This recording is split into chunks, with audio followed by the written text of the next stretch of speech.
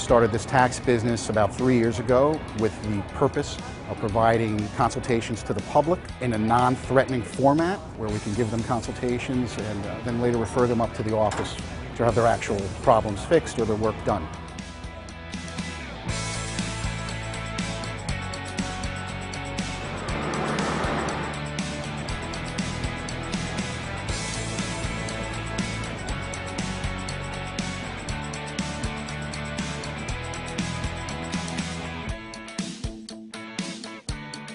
They range anywhere from blue-collar, city workers, MTA workers, teachers, nurses. We do get a lot of professionals also, Wall Street types, bankers, and we're getting a lot of businesses.